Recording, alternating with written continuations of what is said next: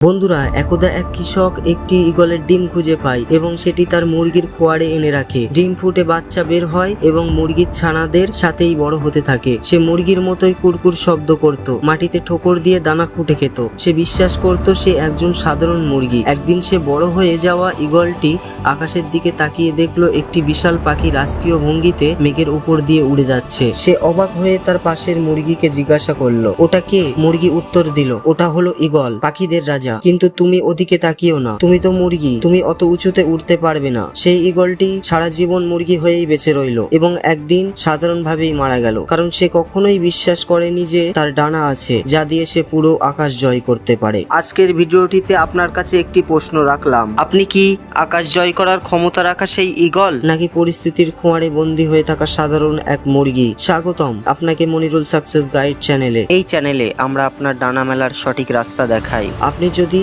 আমাদের এই লড়াকু পরিবারের নতুন সদস্য হয়ে থাকেন তবে এখনই সাবস্ক্রাইব করুন এবং ভিডিওটিতে একটি লাইক দিয়ে আপনার সেই বন্ধুদের সাথে শেয়ার করুন যারা হয়তো আজও নিজেদের ভেতরের ক্ষমতা বুঝতে পারেনি। চলুন এবার সরাসরি মূল রণক্ষেত্রে ফিরে যাওয়া যাক। আমরা প্রায়শই বলি আমাদের ভাগ্য খারাপ, আমাদের পরিবেশ ভালো না, কিন্তু একটু ইতিহাসের দিকে তাকান।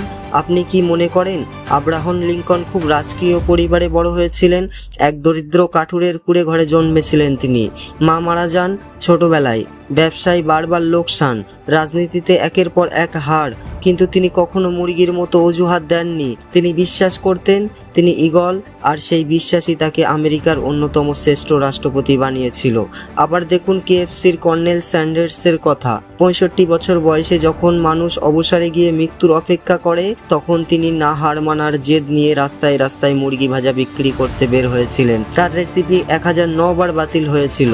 যদি তিনি 1010তম বার চেষ্টা না করতেন তবে আজ কেএফসির নাম কেউ জানতেন না। বয়স কোনো বাধা নয়, আসল বাধা আপনার মন। প্রকৃতির দিকে তাকিয়ে দেখুন, একটা ছোট্ট পিঁপড়ে তার নিজের ওজনের চেয়ে 20 গুণ বেশি ওজন বহন করতে পারে। সে কখনো বলে না আমি তো ছোট, আমি পারবো না। কিংবা বাজ পাখির কথাই ধরুন, বাজ পাখি যখন 40 বছর বয়সে পৌঁছায় তার ঠোঁট আর নখ ভোঁতা হয়ে যায়। তখন তার সামনে দুটো পথ থাকে, হয় না খেয়ে মরে যাওয়া, নয়তো কঠিন যন্ত্রণার ভেতর দিয়ে নিজেকে বদলে ফেলা। বাজ পাখি দ্বিতীয় পথ বেছে নেয়। সে পাথরে ঠুকে নিজের ঠোঁট আর নখ ভেঙে ফেলে, রক্তাক্ত হয়, দিনের পর দিন যন্ত্রণায় ভোগে, যতক্ষণ না নতুন ধারালো ঠোঁট আর নখ গজায়। এই কঠিন ত্যাগের কারণেই সে আরো 30 বছর রাজত্ব করতে পারে। সফল হতে গেলে আপনাকেও ওই বাজ পাখির মতো কঠিন যন্ত্রণার ভেতর দিয়ে নিজেকে তৈরি করতে হবে, আরামের জীবন ত্যাগ করতে হবে। গল্পটা তো শুনলেন, কিন্তু এবার একটু স্থির হয়ে ভাবুন তো, এই ঈগলের ছানাটা আসলে কে? এই ঈগলের ছানাটা আর কেউ নয়, এই ঈগলের ছানাটা হলেন আপনি স্বয়ং। হ্যাঁ, আমি আপনার কথাই বলছি। আপনি যে আজ ভিডিওটি দেখছেন, আপনার ভেতরেও ওই আকাশ জয় করার ক্ষমতা আছে, কিন্তু আপনি এখনো আপনার কমফোর্ট জোন বা অলসতার চাদর মুড়ি দিয়ে নিজেকে বন্দি করে রেখেছেন। আপনি ভাবছেন আমি গরিব, আমার দ্বারা হবে না, লোকে কি বলবে?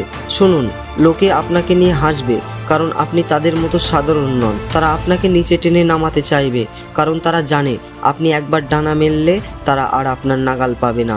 আপনার জীবনের এই লড়াইয়ে আপনাকে কেউ হাত ধরে তুলে দেবে না।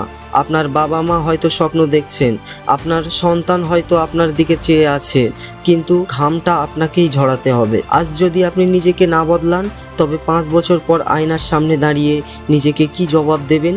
বলবেন কি আমি ভয় পেয়েছিলাম বলে চেষ্টা করিনি, নাকি গর্ব করে বলবেন সবাই যখন আমাকে থামিয়ে দিতে চেয়েছিল আমি তখন আকাশ জয়ের নেশায় মত্ত ছিলাম? সিদ্ধান্ত এখন আপনার হাতে, জীবনটা আপনার, সময়টাও আপনার। আপনি কি ওই খোয়ারেই ধুকে ধুকে মরবেন, নাকি ডানা মেলে উপরের দিকে সূর্যকে ছুতে যাবেন? মনে রাখবেন, পৃথিবীটা শুধু বিজয়ীদের জন্য, আর বিজয়ী হতে গেলে আগে নিজের ভয়কে হারানোর প্রয়োজন। এখনই সময় নিজের ভাগ্যকে মুঠোয় নেওয়ার। ভেস্টিজের মতো শক্তিশালী মাধ্যম আপনাকে পথ দেখাতে পারে, কিন্তু পথটা হাঁটতে হবে আপনাকেই। এই মুহূর্ত থেকে নিজের অলসতাকে কবর দিন, যে দানুন মনে উঠে দাঁড়ান, ডানা মেলুন আর নিজেকে প্রমাণ করুন। আমি জানি আপনি পারবেন। আমি আপনার সাফল্যের অপেক্ষায় রইলাম। জয় আপনারই হবে।